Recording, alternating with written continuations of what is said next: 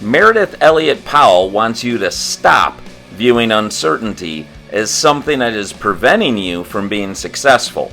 She believes it could actually be your company's strategic advantage by using her 9-step formula. On this podcast, Meridith reviews with us what is in her 9-step formula. Meridith herself is a top 15 business growth expert. She's in the top 41 motivational sales speakers and top 50 blogs. She's an award-winning author, an invitation-only author on LinkedIn. She shares today with stories and examples about what is in her book, Thrive, that isn't even out yet at the time of the podcast. The book comes out June 22nd, 2021, and she shares with us very generously many of the tips that are within that book. You're going to want to tune in for Meridith Elliot Powell. Meridith, welcome to the podcast. Thank you. I am looking forward to being here. Yeah, happy to have you. If you could talk about, John and I got on your website. You have quite an enterprise established for yourself on what you do. If you wouldn't mind introducing our audience to the enterprise that you have developed and what you do for starters, would be a good way to start off here. Yeah, I'd be happy to. So the name of my business is actually Motion First, and it took me a few years to come up with that. But once I landed on it, I thought it was the perfect name because that's really the foundation, the premise of my business is I believe we grow through movement. You move, you learn, you find the strategy to take your organization to the next level. I'm a master certified strategist. I'm a keynote speaker and award-winning author.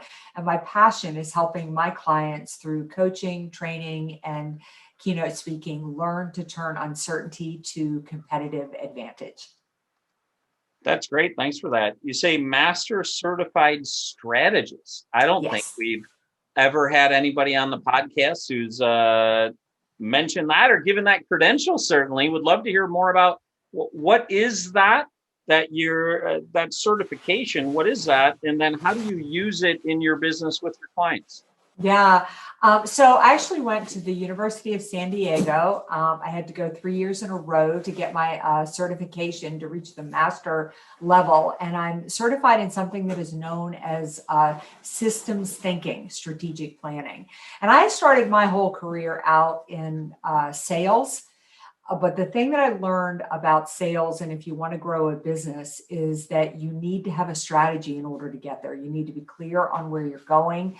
You need to have the steps in place to get there. And the reason I chose to be a systems thinking strategic planner is the idea behind that is that you build a strategic plan that keeps you highly focused, yet incredibly flexible. The last thing I'm going to say about it is I have to go back and do my CE credits every year. And when I first started doing it, we would update a strategic plan every 3 to 5 years. Now, in the last year of my certification, they expect a strategic plan to be updated every 1 to 2 months. Wow. Yeah. That's great. How fast our world is changing. Yeah. Sometimes the 10-year business plans are out the door. Changes every couple of weeks, it feels like. Mm-hmm. How long have you been in business? I have been in business since 2003. Okay. So about 18 years or so, I guess. Yeah, quite a while. Can you tell us a bit about the evolution of your business? When you first started it, what was your vision and how has that evolved to where you are today? Yeah, well, let's go back to 2003. 2003 and 2004 were the last years that before 2008 that the economy was at an all-time high. The economy actually peaked in 2004 before it hit its downfall in 2008. I started out just as a strategist in business. I would go out and do strategic plans for companies. I had a lot of luck with the companies that I was strategic planning for. They did really well. And about 2005, 2006, people were asking me to come and speak to their Rotary Club, to their Kiwanis Club and things like that. And somebody tapped me on the shoulder and said, "Did you know that you could professionally speak?" I didn't even know that was a thing. And so I started doing that around 2006. And then 2008 hit, which was kind of a bummer for everybody else. But crisis is my thing. I love when an economy or a marketplace takes a dramatic shift and trying to figure out how business needs to change in order to be successful. I wrote my first book in 2009 called Winning in the Trust and Value Economy, all about the fact that I didn't feel like 2008 was as much a recession as it was a complete economic shift, and how we needed to do business post 2008 really needed to change. From that, the economy rode itself back up around 2012, 2016, and the pandemic hit. And at the time of the pandemic, I was a 200-day-a-year keynote speaker traveling all over the world. My business model completely blew up. Not only did I lose all my revenue, but I lost my business model, and I completely had to rebuild my business from the ground up, which worked miraculously. And my next book's coming out in June. That's really all about that. And you said you had to rebuild it from the ground up after the pandemic. I mean, we are right in the midst of some of the rebuilding, right? So how did you rebuild it? What do you have going on now in that rebuilding phase? Yeah, well, it's kind of funny. In 2018, when the economy was still red hot, I became obsessed with the word uncertainty, because every business that I would talk to, I would say, how are things going? And everybody would say, oh my God, business is amazing. We're having our best year on record, but oh, this uncertainty. And I thought, why is uncertainty always a negative? And why is it always a bad thing? Why does it even impede growth in good times, good economic times? So I started researching companies that had actually learned to use uncertainty as a strategic advantage. And I started writing a book about 9 companies I'd identified who'd been in business since the late 1700s, early 1900s, that are still in business, thriving today. The pandemic hits, and I'm like, oh my gosh, I think I've cracked the code on something. These companies have not only come through world wars and economic depressions, but now they're in the midst of surviving their second pandemic. I wrote a 9-step formula of what it takes to thrive in an uncertain marketplace. I did further quantitative research on that formula to further prove it, applied it to my own business as the test dummy, so to speak. And it completely, my business blew up in March of 2020. By June, I'd completely turned it around, and I closed 2020 having had a better year than I'd had in 2019. So Wow. it was my own curiosity of 2018 that led to research that, with nowhere else to turn, I thought, I'll drink my own Kool-Aid. And nobody was more shocked than me that it actually worked. If you could retell real quick, you had told me when we were chatting last week, just as an introduction, about you got a call, I think it might have been from your publisher, who said, go ahead and tell the story if you would. Is that the story about responsibility? No, it was a story about one of the companies that you talked about in the book that did not ultimately do well. Oh, great. Yes. Wondering if you were heartbroken about it, but it further reinforced. Yeah. I thought that was so intriguing. Yeah. So when I wrote the book, I'd originally uncovered these 9 companies. And one of the companies that was slated to be featured in the book was Brooks Brothers. And I'd already done the research on them. But if anybody remembers, we were not very early into not long into the pandemic when Brooks Brothers declared bankruptcy. And my publisher called me and said, oh my gosh, you must be devastated. One of these companies that you've done research on just declared bankruptcy. And I said, no. I said, that's exactly information I needed. Brooks Brothers declared bankruptcy because they clearly violated 2 of the 9 steps in the strategy.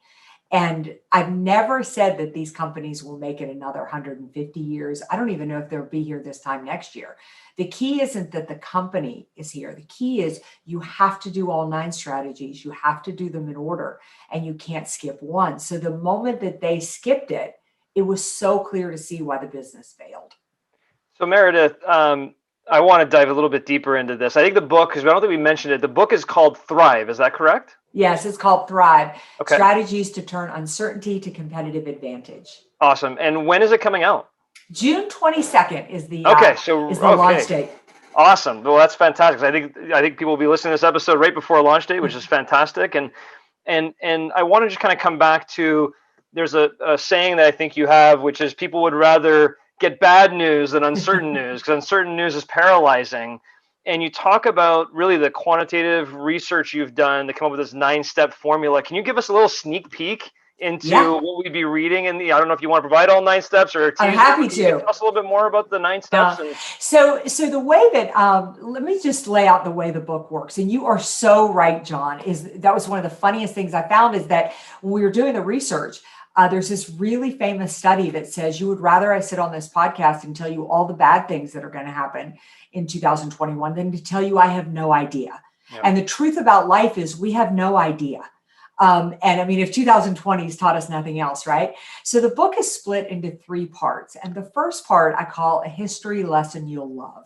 And that is, I go back 250 years and I highlight every shakeup we've had, whether it was the Spanish flu, the Civil War, the Great Depression, the World Wars, economic recession. And you'll see that kind of we crashed, but these unbelievable great things, medical advancements, technology advancements, all these things that would never have come had we not gone through that level of uncertainty. And I call it a history lesson you love because you almost get a peaceful calm, realizing that every 60 to 70 years, we blow up. We just do. It's what we do. Sometimes it's only every 20 to 30. The next part of the book is written about these 9 companies and their stories. And oh my gosh, they're everything from Baker's Chocolate is strategy number 3. Competition becomes collaboration. And Baker's Chocolate is the story of a young Irishman who came to the United States with no money, no connections, nothing but a recipe for chocolate. And he convinced a general store for a small piece of his company to allow him to use their space at night to work on his ingredients and perfect his formula. Then he needed to have water to produce what he was producing. So he went to a lumber mill of all places. I mean, what does lumber have to do with chocolate? And again, he went to them and worked out this deal so that he could use, that lumber mill to produce his product. When that lumber mill went belly up, he went and found another lumber mill to allow it to do in there. And today they're the largest chocolate manufacturer in the world.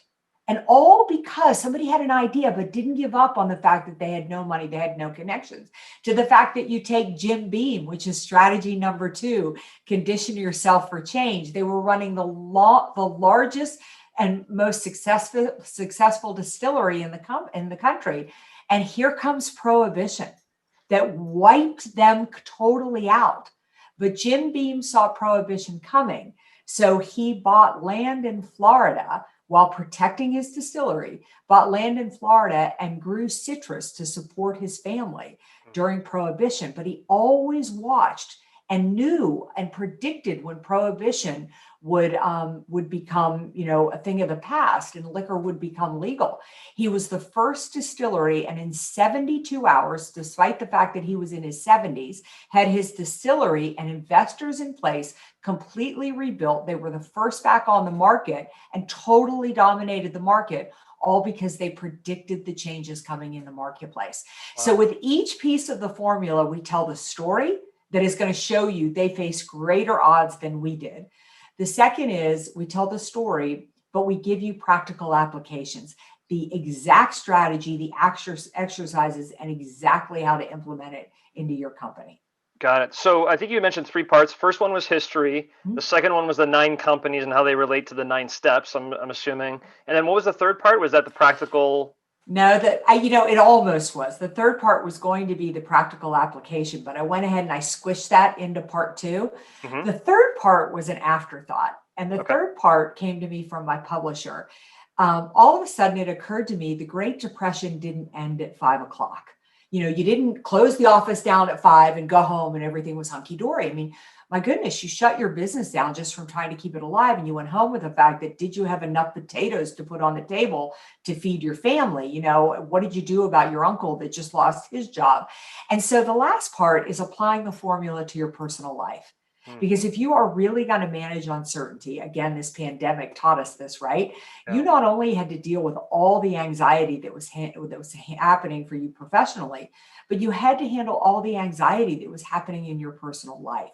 And Yeah. so we applied the strategy to whether you're a frontline personnel employee who just needs to navigate your own life, or whether you're trying to deal with the fact that I've got to run a business, I've got 3 kids, and oh God, my in-laws just moved in with me. This is how you handle uncertainty in your own life. Yeah, and it's interesting because I know we've talked about this on this podcast before, that really individuals and their families are a business entity. Yes. We have income statements, we have balance sheets, we have to be conditioned for change, we have to collaborate, we have to figure things out as well as individuals, or as a family, you are your own business. So I could see that correlation there, that afterthought to, okay, how does this relate to me, not just my company, but to me and my family and my life. So love that. Would you care to share, or would you like to leave that as the suspense of the book, what the 9 steps are? I think I captured steps 2 and 3. Would you? I'm so happy to. Okay. Honestly, if you leave me on a stump in downtown, I'd probably be preaching this stuff from the corner, because I really want everybody to know it and everybody to understand it. Preach away. We're ready to take notes. Drum roll. Here we go. All right. Strategy number 1 is that you've got to have a relentless vision. This isn't just a vision statement that you hang on the wall and forget about it. A relentless vision is literally where you see yourself when this pandemic or when your uncertainty is over, where you see your business a year from now. If you got up with me every morning, you would see me read these note cards, and these note cards have my relentless vision. I read them in the morning, I read them at lunchtime, I read them again before I close my business down. The thinking behind a relentless vision is that kind of like a whitewater rafting trip. If you focus in high water on the rocks and the trees, your raft will be pulled into the rocks and the trees. If you're aware of the rocks and the trees, but you focus on the calm water where the raft needs to go, your raft will go there like a magnet. We're built the same way. We don't need to be so Pollyanna that we're pretending everything is okay. We need to be aware of the things that are in our way, but you have to have a vision of where things are going. That's your own hope, but it's the way you provide hope to your team. They have to see where you're headed. Yep. The second is condition yourself for change. Yep. I love this strategy. It's because the change gurus tell us that change is something we need to be good at reacting to. Well, in an uncertain marketplace, if you react to change, you've missed it. You're behind the 8 ball. You're playing catch up. You have to predict change. Change is like a muscle. The more you work it, the more you think about it, the more resilient you'll be. And we use a tool called a skeptic. I tell my clients, in heightened uncertainty every 30 days, in calm, somewhat moderate uncertainty, I ask you to do this every quarter. But gather your peers together or your team together and walk through these words: society, competition, economics, politics, technology, industry, customers. I'll repeat it: society, competition, economics, politics, technology, industry, customers. And literally, you're just brainstorming. What do you see happening in society? What do you see happening with technology? What do you see happening in your industry? Powerful things happen when you do that. Number 1 is you start to think about the changes that are coming while you have time to make change. The other is, and I think almost more importantly, you start to feel invigorated and empowered by change rather than feeling like a victim to it. Mm-hmm. Strategy 3 is the baker's chocolate. Collaboration, competition becomes collaboration. Yep. When we hit uncertain times, the problems we face are too big for one person, one individual. So you need to stop competing and you need to start to think about how you can collaborate. Who can you work with to solve your problems and your challenges? Number 4 was the one that shocked me the most. One of the most difficult things to do in an uncertain marketplace is to make a decision. How do you know where to spend your time, your resources, and your energy when you have no idea what's going to happen? Every single company I interviewed made decisions the exact same way. They were clear on their core values. They used those core values like a litmus test. If the decision aligned with their core values, it was the right decision for them. If it did not, they let it go. One of the best modern day examples of this is Chick-fil-A. If you know anything about Chick-fil-A, they're a faith-based, family-based business. So when they founded, their founder said, we will not work on Sundays. They're pretty famous for that now. Everybody said they were crazy. You couldn't possibly do that in the fast food industry. But he said, we're God-fearing, family-based company. It's our first core value. How can you run a business and not align to that? Yeah. And today they're the third largest fast food company in the country, despite having fewer locations than any other. And the line's out the door on Saturday because everybody rushes there on Saturdays. They know they can't go Sunday. Exactly. I don't know. I think that's going to be my next piece of work. I don't know what it is about values, but they're magical. Absolutely. And if you are clear on it, I think there's some kind of strange energy that comes off of you or something. Yeah. Yeah. So strategy number 5 is all about making money. Yes. Meridith, was number 4 make a decision? No, clear core values, or was it clear core values? I get it. I call it getting clear on your core. Okay. But you're right. You make decisions according to your clear values. Got it. Thank you. Values. Number 5 is all about making money, because it is a myth in the middle of an uncertain marketplace that you can't make money, because you really can make money. But you make money by being relevant. And we call this strategy secure your base. And what we mean by that is that business grows from the inside out in the time of an uncertain marketplace. Rather than chasing new business, you need to go back to your existing customers and you need to talk to them first. And the reason you need to talk to them first is the fact that, that when you ask your customers, tell me what's going on with you. How have you done through 2020? Where are you focused in 2021? Don't worry about selling them a thing. Just listen. Really listen. They are going to tell you the exact problems they're facing, the exact issues they're having. Those are the problems you need to solve to be relevant. The biggest mistake I see people make in an uncertain marketplace is they sold what they were selling before the pandemic hit. I'm just going to tell you a really quick story and then I'll run through the last strategies quickly, but I love this story because it underscores it. Procter & Gamble was started in the early 1800s by 2 men who married sisters, Procter and Gamble. They competed. One sold soap and the other sold candles. Their future father-in-law said, boys, why don't you quit competing and start a company? So Procter & Gamble was born. Their core is this strategy. They do not take a product to market that they don't ask their customers about it first. Well, the first product they went to put on the market was soap. Talk about trying to differentiate yourself in a marketplace. Try selling soap. Well, they went to customers and they said, tell us what you like, what you don't like, what's going on with soap. People loved it. People were willing to buy it. But the problem with soap was when you lathered with it, it would slip out of your hands, fall to the bottom of the bathtub. Quote unquote, people said, we want a soap that floats. They injected air into a bar of soap. And if anybody's as old as I am, you remember Ivory soap. And it was marketed as the soap that floats. They did not change a word. And by the end of the 1800s, they were $1 million company. So while their competitors were selling soaps that smelled good, that came in different shapes and different colors, their customers were solving the wrong problem. They sold soap because they solved the exact problem people told them. All right, the last couple of strategies. Yep. We had number 6, build your network, change your life. There's no problem, no issue, no challenge you have that somebody in your network doesn't have a connection to help you solve or hasn't already faced that problem.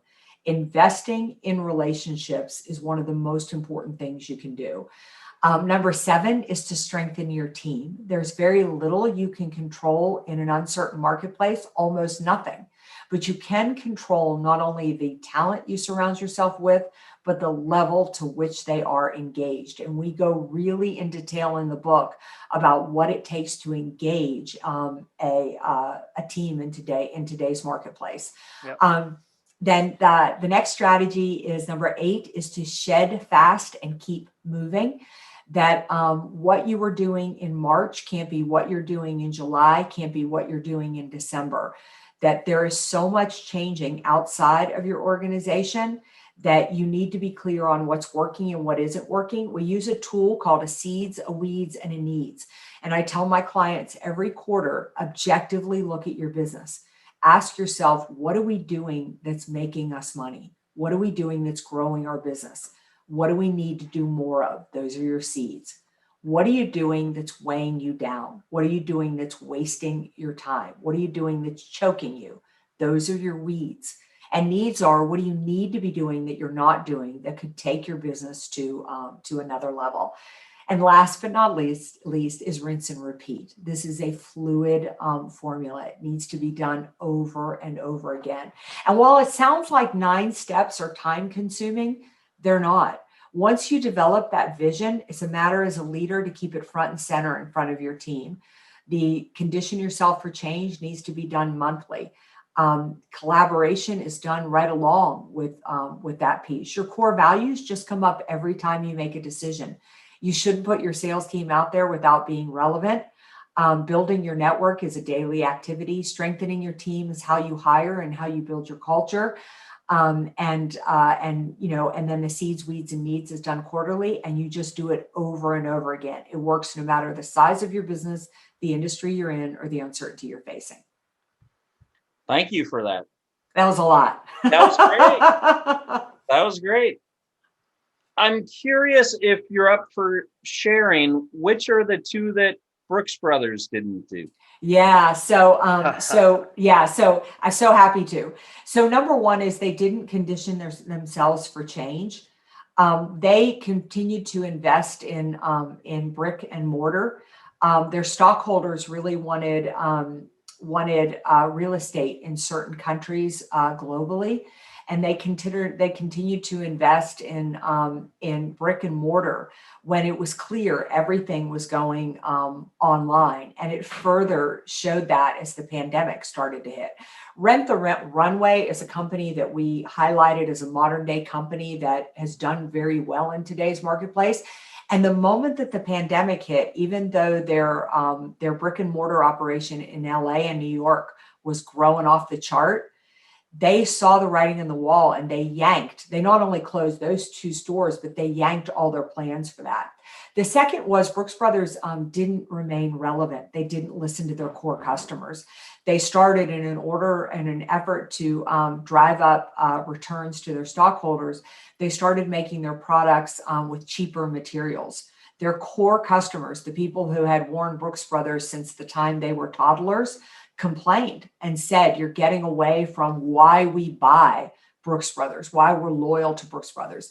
And they ignored it and continued with cheaper materials. And it cost them their core customers. Their core customers left. And when your core customers leave, you got no chance of attracting new business. That's great. I'm curious on the number 3, on the competition becomes collaboration. That's number 3. Yeah.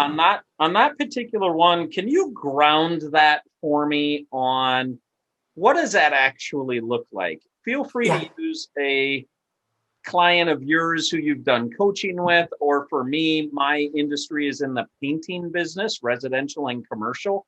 Feel free to use my industry, but I'm picturing like, okay, competition becomes collaboration. I'm going to talk to another painting company to collaborate about, like, how does that work?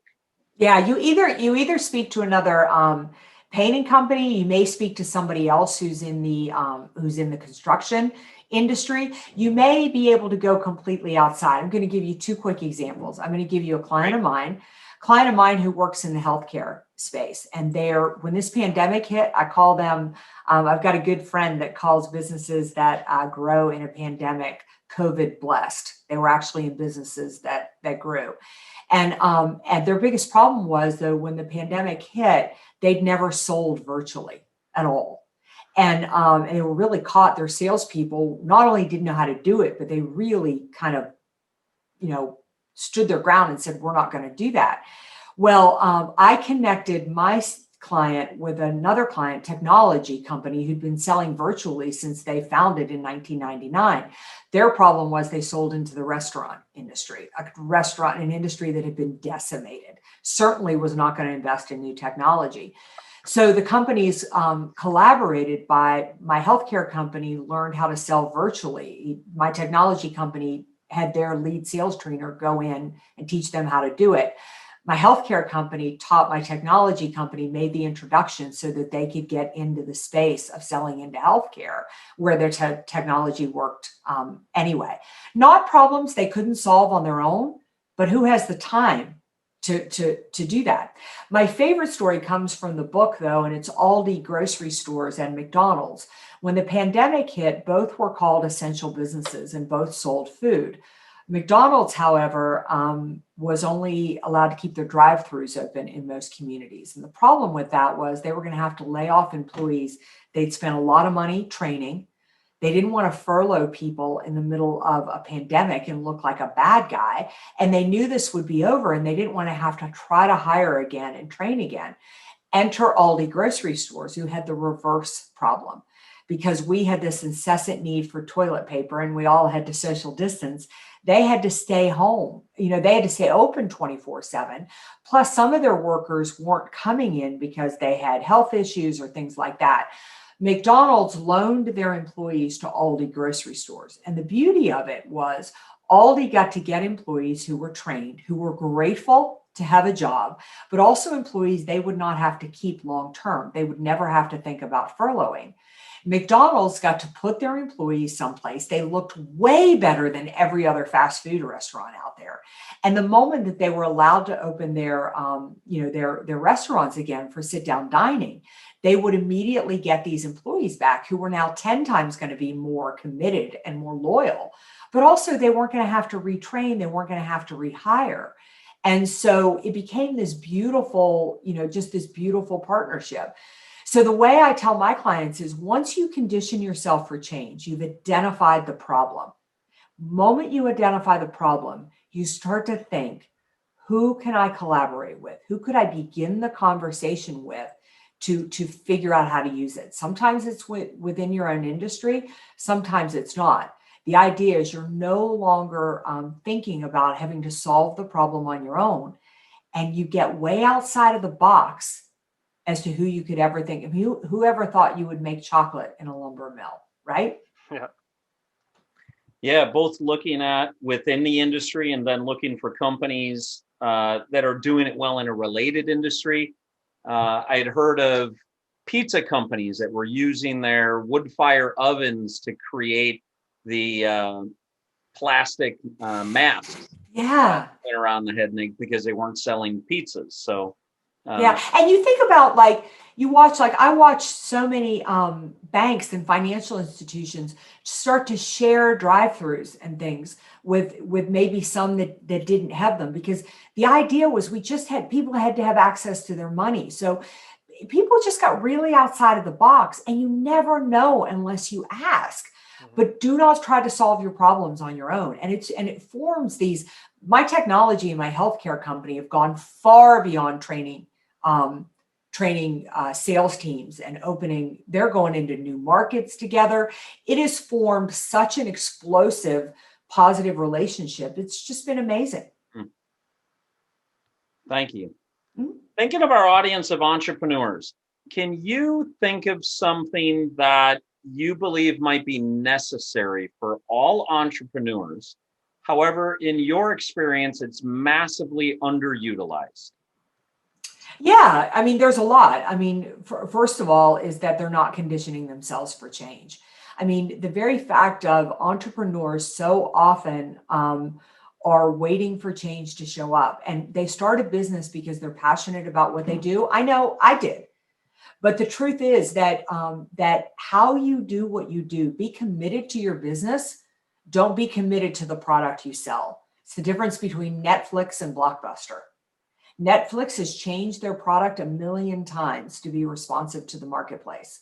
Blockbuster held on that their way of doing business was exactly how it had to be done. Mm-hmm. But if I had to say the biggest, it's oh my God, it's hard to say what's the biggest. I'm a passionate believer that if you build your network, it will change your life. An entrepreneur is a lonely life. You do your business all on your own. You should be networking every day, because every question you have as an entrepreneur, some other entrepreneur has already solved that problem. I had somebody reach out to me the other day that's opening a business in Washington, D.C., and I'd met them at a golf tournament, and he called me and he said, I think you mentioned somebody you knew in Washington, D.C. who needed our product or service. And I said, no. I said, I mentioned somebody who, I don't know if they need the product or service, but I know they're in your line of business. They've been in the area for 40 years. They'd probably be a good connection. His quote to me was, I don't want to talk to them unless they need my product. So thank you anyway. And I thought, you just made the biggest frickin' mistake of your life. Because if you ask for business, you will get advice. If you ask for advice, you will always get business. So anytime somebody offers to introduce you to somebody, take that ball and run with it, because it is the end of the cold call and is where the future comes. And the last thing I'm going to say is you need to be relevant. Understand that what you sold before COVID is not what you sell now, is not what you will sell as we move into third and fourth quarter of 2022. If you want to grow, you have to solve the right problem, and your customer will tell you the problem to solve. I love that. If you ask for business, you're going to get advice. If you ask for advice, you're going to get business. And I think of that as kind of framed under a networking tool or opportunity. Can you build out the networking frame on if somebody goes, okay, I heard Meridith say something about networking. What else do I do? If I'm calling up somebody, or even if I have a warm introduction and I'm supposed to network, what am I talking about? How does that work? Yeah. So I'm not a cold caller. I've just never been a cold caller my whole career. I don't like to cold call. So my way around that was to my sales process includes networking first, sales calls, sales follow-up calls, proposals accepted, proposals lost. That's what I track every month in my sales process. So first of all, you've got to be clear on your ideal target. Who are you calling on? So let's assume we're talking about this podcast and I were trying to grow listenership to this podcast. I would know I'm targeting the entrepreneur, that, solo person in business, either with a small team or by themselves. I would want to know where they go. Where do they live? Are they at my local chamber of commerce? Are they, online in certain LinkedIn groups? Like, where do these people live and how do I interact with them? And then when I interact with them, networking is a 3-step process. It's number one, you network with no expectation of return. So when I go into a networking event, my thought is I want to get to know everything I can about John and Rich. I don't care if I ever talk about myself. I hate the elevator speech. I hate the repeat a person's name 3 times. And I hate handing out a stack of business cards. The reason I do is networking is not about people getting to know me. It's about me getting to know people, because I need that information so I can decide which relationships to keep going. So when I go into a networking event, whether it's online, whether I'm doing it Zoom or whether I'm going to an event, I'm always armed with 5 open-ended questions. I would say, Rich, it's great to meet you. Tell me a little bit about what you do. What brought you to this event? That's so interesting. How did you get in? To that. I might say, John is, wow, how'd you come through 2020? What are you focused on in 2021? And that whole conversation, you all love me because I'm talking about you. I'm not talking about myself. But I'm taking a measure in my mind. Rich, you're telling me that you got into the painting business because you come from a long line of family, painters. And, business has just been growing off the chart. And biggest challenge is you just can't find the labor and you can't keep up with the amount of work. All those things are clicking off in my mind. And John, no disrespect, but I'm going to say that you're the person that I listen to, and you've only been in business about a year, not really kind of up on your feet yet. Yeah. I might connect you to somebody I think could help you get stabilized in your business. But Rich, you're the person I'm in my mind. I'm thinking, before I leave this event, I'm setting up coffee, or I'm going to set up a follow-up call with Rich. because there's opportunity there. I want to keep talking to Rich. I want to learn more about Rich because he's in line with that. But just like I wouldn't ask Rich to marry me the first time I met him, I would want to form that relationship for a while. So the mistake we make with networking is we jump opportunity too fast. And so I need to invest in him and get to know him. And if it works out, great. If it doesn't, no big deal. Today, I landed a job based on a connection I met 2.5 years ago. That was just somebody I just keep in touch with now and then. And they ended up recommending me. All of a sudden, now they're on a committee for something. They recommended me for something. And by the time I got on the call, it was sold. I didn't have to do anything. So networking is just about, you've got to network to the right target. You've got to network where that target goes. I used to work with an investment advisor. When I first started working with her, she told me her target market was people who had $1 million to invest or more. And I found her at Chamber Business After Hours. Well, people who go to Chamber Business After Hours don't typically have $1 million laying around to invest. You've got to match that. And then just go there with a servant's heart. You're just trying to get to know everybody and learn as much as you can. Yep. But when you invest in people first, they like you, they trust you. But the power is you've gained the information to know which people you want to continue and follow up with. I always say, if people learned anything about you, you missed the boat. Yeah, and Meridith, you brought up a really key point initially too when you started talking about this, which was a great quote that Rich repeated.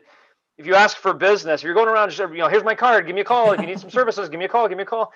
That doesn't even work anymore. I mean, if you're at a networking event, someone's going around and just jumping, you kind of take the card and you're just throwing it away. They could have a great service for you. But if you are genuinely asking people about their business, asking them maybe for advice on how they've handled different situations, they will get just as invested in you. And it reminds me, Rich, of an episode we had with Manny Pata, where he was talking about how do businesses find investors. Well, if you go around and start calling everybody and say, do you want to invest in my business? Do you want to invest in my business? They're all going to say no. But if you call an investor and say, hey, I'm having a challenge with my business, what would you do in this situation? And they provide you advice and you execute that advice, maybe they'll become an investor in your business down the line. So I really love that idea of networking through asking for advice, about things that are going on. So I really love that as a part of the networking thing. I do want to come back to something, and I'm going to take a little bit of a selfish moment here, but you said something that I think is really cool. And I want to do a little case study. Every question you have, somebody else has the answer and has gone through that path, right? I saw that you were on the National Speakers Association. You talked about having 200-day keynote speaker, dates that you were going out and doing keynote speaking. If that was something that some of our listeners, or even me personally, would be interested, I'm asking for a friend, would like to get more connected to, because there's a lot of content that we've accumulated over the years, but never really thought about getting on the speaking route. Maybe I need to package my components a little bit more, but I've never really looked at that. But it's something that intrigues me. Mm-hmm. You're somebody in yourself who really, back when you first started your business, wasn't even part of what you're going to do. Right. Until someone said, hey, have you ever think about speaking? And then you kind of grew a pretty large business out of that. What steps would you recommend one would take if they wanted to become more of a keynote speaker and share their message? Yeah, well, first of all, I'd say it's a great path to take, because even if you didn't want to go down the avenue that I wanted to go down, you don't want to do it full time. The moment you step on stage as the speaker, you're the expert, and you can sell anything else you want to sell. It's the greatest marketing tool out there, and you get paid to do it. So your marketing budget is no longer a loss; it's a gain, right? So there's a couple of things. Number one is that I really encourage people to join the National Speakers Association. Your area probably has a local chapter. Toastmasters teaches more how to speak. NSA, National Speakers Association, teaches the business of speaking. I think people should join the National Speakers Association, whether you ever become a speaker or not, because it is where I have learned more about growing a business more than any place else. I mean, literally, I picked a topic, I declared myself an expert, and I convinced people to hire me to speak. You better be really good at growing a business, because who am I, right? Like the very fact that I can be chosen to do this, you have to understand the art of building it. The other piece I would say is craft a keynote, you know, a 30-minute speech. You will get better and better at that speech by joining the National Speakers Association. And then just start to give it, speak for free. Go to your Rotary clubs, go to your chambers of commerce. You know, you just need to get on that path. But it is through the National Speakers Association that I've learned the craft. I've learned how to build my business. And the last is I've made those connections that are exactly circling back to the point where it was the people where I could talk to speakers who were much bigger than me and say, tell me how you did it. What are the things, what are the things that you did in order to get there? But it takes a good year of speaking for free or $500. And if it was 1980, it was $500. If it's 2021, it's $500. I don't know why that is, but it's $500. But you have to kind of get time in the seat of getting, there's an art to it. And you get good at that. And I always tell people, speak as much as you can for a year and you get your confidence, you work out the kinks, you look back at the first keynote you ever did and you want to die because it was so bad. And you learn that. And then the business really takes off from there. But for me, it's been the connections at the National Speakers Association. Love it. Thank you. I appreciate the advice. Sure. For your friend. For your friend. For my friend. Yep. Very good. Meridith, thank you for being on with us. If our listeners want to get in touch with you or get more of you, is there a way, the best way, a couple of ways that they could do that? Yeah, so they can find me at my website, which is valuespeaker.com, just the words valuespeaker.com. You can also find me, I tend to live on LinkedIn more than anywhere else. I am a really passionate believer that if you build your network, it will change your life. So if you connect with me, I will definitely connect back with you. That's terrific. And if there was one message you were going to leave that all of our entrepreneur listeners should listen to and take action on, what would that be? Well, it would have been build your network, change your life, but I'm going to go with my secondary, which is you really need to believe that your greatest opportunity, your greatest competitive advantage lies in the uncertainty that's in front of you. And if you apply that 9-step formula, you're going to find opportunity over and over and over again. Thank you so much. Very valuable messages today. Thank you. Thank you. Stick around with Rich and I for a few more minutes while we break down the podcast. Rich, a body in motion stays in motion. And that's Meridith's name of her company is really Motion First. I know that when I took a sabbatical here recently in 2019, it was hard to get back going again because you kind of bring your body to a full rest. But once you get going, you want to keep moving and moving and moving, especially when you have a company that you want to have last a long period of time, like she talked about in those 9 key points. Like, what do you need to do in these 9 points? The one area that I would have loved to have dived a little bit deeper into, and she talked about it many, many times under the condition for change. A lot of people have had to condition themselves for change who were not ready for change.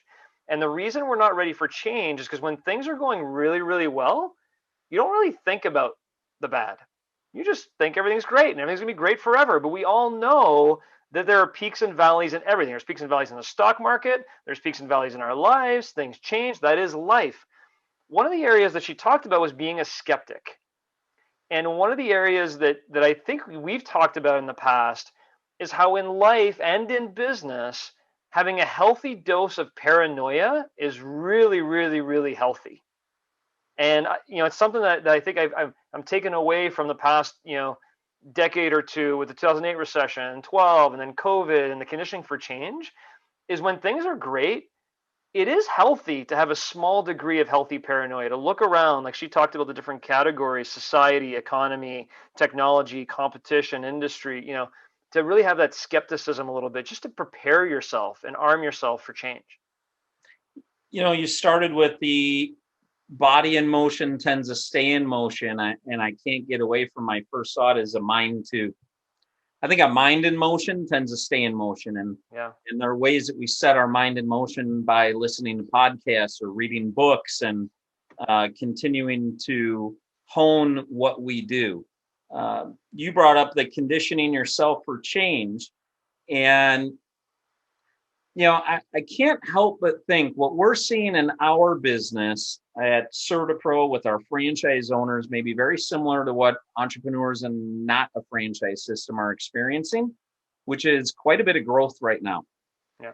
And a lot of our owners are experiencing that and very happy with it and hiring more and giving high fives. And there's a condition yourself for change moment there, I think, for all of our entrepreneurs who are listening, which is there is an economic wave happening right now that we are not responsible for receiving the benefits of because of all of our great business planning and strategies. And, there's PPP money that's gone to businesses. There's economic relief that have gone to individuals. The economy is a bit getting propped up. Eventually, this economic wave that's being ridden, it's going to go down, just like any other wave. If you think of in the ocean, every great wave eventually comes down and the water kind of goes back out to sea. Yeah. So when we look at the condition yourself for change, one of the challenges that I would issue to our entrepreneurs is to consider when this economic wave goes down, how are you preparing yourself now for that to happen? And then if it doesn't happen, terrific, stay on the wave. That's great. Yep. But when that wave comes down, how are you going to be prepared now? Because it sure would be a shame if that wave comes down in whatever the period of the time is, 3 months, 3 years, whatever it is, when that wave comes down, it would be pretty tough to be sitting in the future saying, man, if I had just thought of how I could prepare myself for this moment, I really would have been in better shape. So I, like you, really lean into this condition yourself for change, especially in this environment that is very uncertain. I'm definitely going to buy that book and want to lean into these strategies and see how our owners can use them. Yeah, no doubt. And if you look at the 9-step formula that she came with and has in her book Thrive, which is coming out here soon, really the 9 steps, some of them are actionable in the moment of change, right? Strengthen your team in a moment of change, or shed fast and keep moving, and things like that. But there are certainly a couple of things. There's 3 specifically that just come to mind, maybe 4 come to mind that you need to be doing all the time, right? The relentless vision piece of make sure your team knows, everybody knows what's the vision, what are you doing, right? The skepticism, the healthy dose of paranoia to, with your team, be looking at, some people call it a SWOT analysis too of your business at all times. Where are we exposed? What are the issues that we may run into? Making a decision according to your core values is an awesome one. Like, I think if your business has a core values, and as your leadership team looks at a decision, you go, well, what are our core values? That should tell us what the decision is. If you execute that as an entrepreneur, your core values have value within your business, right? Because people see that you're going to them. But the last one that I loved was seeds, weeds, and needs. Yeah. I never heard that one before. Nope. What are the seeds we need to plant in our business? And her example of the Jim Beam story was an awesome story that as soon as Prohibition left, they were ready to go because they had seen everything going on. There's a lot of companies that, I know there's a lot of people that say that coming out of this COVID pandemic, there are going to be some generational companies that are going to be formed and created based on people who, didn't necessarily see what was coming, but they reacted based on what was coming, and they planted a lot of really good seeds.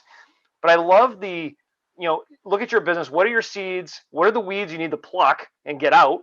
And what are your needs for the business to keep thriving? I really love, from an entrepreneurial perspective, looking at those 3 things in your business.